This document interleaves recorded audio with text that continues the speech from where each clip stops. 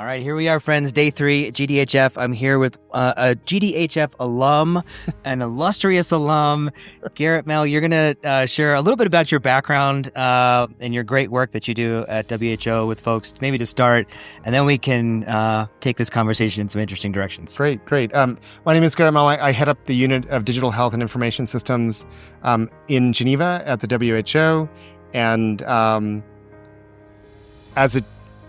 the area that we focus on is helping governments to make decisions around what to invest in that use standards, health standards, data standards, interoperability standards, and best practices. And Garrett, your team and you are really a bedrock to this conference, right? The work that you do, the dot connecting, you're really at the center of gravity of this digital health community. And you've been coming to this conference for a long time. Any impressions or reflections about that arc? Obviously, we were in DC for many, many years. Yeah. This is our second year in Nairobi. Yeah. Any impressions that you might want to share? Sure. I think the shift that I'm seeing over the last couple of years is a much larger number of community members that are coming to the forum that are from countries developing systems, adapting systems, investing in systems, both from governments but also from the private sector. Yeah. There's a real diversity of countries from a much broader spectrum than I remember from the early days. I remember it being attached to another conference. Right, that's right. The larger domestic digital health that's in right. the U.S. context. And so I think there was a lot of influence of that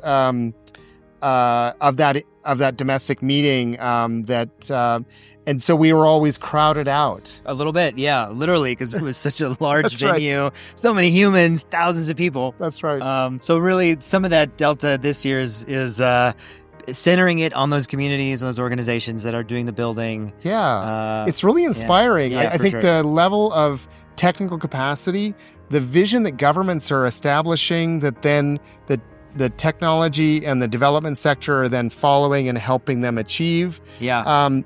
That desire to get to sustainability, both technically, financially, I think we're seeing that. It's palpable among countries now. Yeah. Well, so Garrett, it's been a weird year for global health and digital health specifically. I know the WHO has been in the middle of a lot of that. Any reflections on some of the challenges you're still up against, and we can take a hopeful tone here too, and Sure. and also shift to what you're most excited about. But maybe to start, what are you most wrestling with in the unit right now?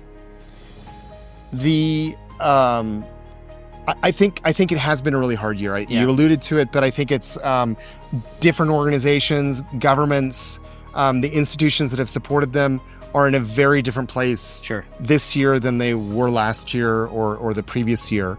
I think we're in this phase, of recovery and trying to build back better.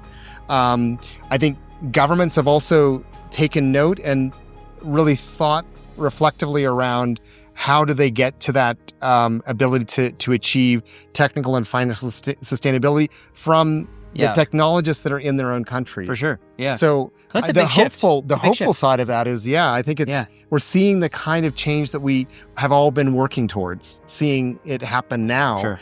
And maybe happening, maybe not necessarily for all the the funding challenges that are now there have caused, and helped to accelerate that. Some of that constraints breeds creativity thinking, but maybe not as fast as we would have wanted to have these conversations and kind of put in place these shifts. I think a lot of it's affected a lot of people. Sure, for sure. And we've had many humans here who've been reshuffled or are still looking for jobs. Highly technical, brilliant humans who have devoted their whole lives to global health, who are still trying to figure out where they fit in this new world order. But I think, as you say, the silver lining of trying to rethink, the problems haven't changed, trying to rethink some of the ways we build these solution sets with ministries, with governments themselves, and with the talent they have internal to their countries.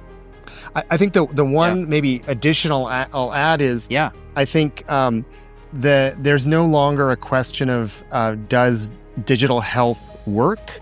It's rather a question of how the investments that may be coming from Ministry of Finance or Ministry of Health or external financing, governments are really now in a position to really make use of that financing and really drive toward. And I think that the level of investment that seems to be emerging is a much different level of investment that I think we've seen in the past. Yeah. Well, and I think that trust that I think has emerged is playing out in the kind of financing that we're seeing. I mean, that's a big outcome to sort of get to that kind of scale and understanding of the problem that we do need a more significant investment to really move the needle. I think the only other point I'll say is the communities that are emerging in countries among the technology sector have been quite impressively local. Okay. And being able to draw from the learnings that they're making from the